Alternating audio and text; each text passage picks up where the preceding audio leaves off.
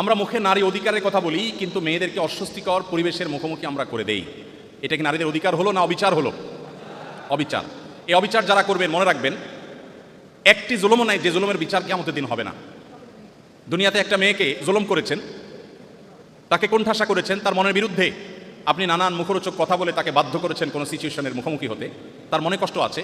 আল্লাহর কসম করে বলি, আপনি যেই হন না কেন, আপনি যে কোনো শিক্ষক হন, প্রশাসনের কোনো গুরুত্বপূর্ণ ব্যক্তি হন, কোনো প্রভাবশালী সিনিয়র ছাত্র ভাই হন, আপনাকে কিয়ামতের দিন কাঙ্গালের মতো সে মেয়ের কাছে দাঁড়িয়ে থাকতে হবে। আল্লাহর শপথ করে বলছি, ওই মেয়ে ক্ষমা না করলে স্বয়ং আল্লাহ আপনাকে ক্ষমা করবেন না। পাই পাই করে প্রতিটা জুলুমের বিচার কিয়ামতের দিন হবে।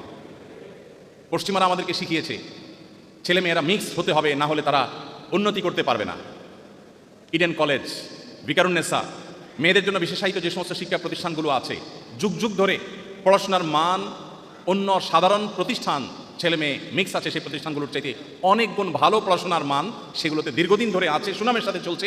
রাজনৈতিক কারণে সেখানে বিতর্কের জায়গা তৈরি হয়েছে একটা সময় হয়তোবা, কিন্তু এই প্রতিষ্ঠানগুলোর অতীত ঘাটলে আমরা দেখি সেগুলোর ফলাফল অনেক ভালো। অতএব ছেলে মেয়েদেরকে একেবারে মিশিয়ে ফেলতে হবে, আলু ভর্তা বানায় ফেলতে হবে, ক্লাসের একেবারে বেঞ্চে পাশাপাশি বসাইতে হবে, মিশাইতে হবে, পিকনিকে নিয়ে যেতে হবে। পশ্চিমারা যা শিখাই দিবে অন্ধের মতো সেটা অনুসরণ করা, এটা মেরুদণ্ডহীন কোনো মানুষের কাজ হতে পারে, কোনো ব্যক্তিত্বপূর্ণ মানুষের কাজ হতে পারে না। আপনার মধ্যে যদি মেরুদণ্ড থাকে, আপনি মেরুদণ্ডের সোজা করে বলবেন আমি মুসলিম, আমি বাংলাদেশি, আমার বাংলাদেশের এখানকার কালচার আছে, বাস্তবতা আছে, আমার এখানকার হিন্দু মেয়েও মাথার উপর কাপড় দেয়, মুসলিম মেয়ে মাথার উপর কাপড় দেয়। অতএব পশ্চিম আইডিওলজি আমাকে গোলালুর মতো করে মিশিয়ে ফেলতে পারে না। আমি পশ্চিমাদের কাছ থেকে জ্ঞান বিজ্ঞান নিব, কিন্তু তাদের জ্ঞান বিজ্ঞান, তাদের তথ্য প্রযুক্তি, এগুলোর পাশাপাশি তাদের যে অপসংস্কৃতি আছে, তাদের যে বস্তা পচা সস্তা কালচার আছে, সেগুলোকে আমদানি করে আমার পরিবেশ নষ্ট করি। অনেক বিশ্ববিদ্যালয় আছে, অনেক শিক্ষা প্রতিষ্ঠান আছে, যেটা চারপাশ দিয়ে যখন যাই, ক্যাম্পাস যখন প্রদক্ষিণ করি, আমার কাছে মনে হয় আমার এই তরুণ বন্ধুরা অনেকে, আমি সবার কথা বলছি না, অনেকে তাদের বেশভূষা, তাদের ড্রেস আপ, তাদের কালচার, তাদের উঠা বসা, তাদের লাইফস্টাইল দেখে বোঝার কোনো উপায় নাই এরা বাংলাদেশের সন্তান। তাদের দেখে মনে হচ্ছে যে তারা কোনো পশ্চিমা পৃথিবীতে বসবাস করছে।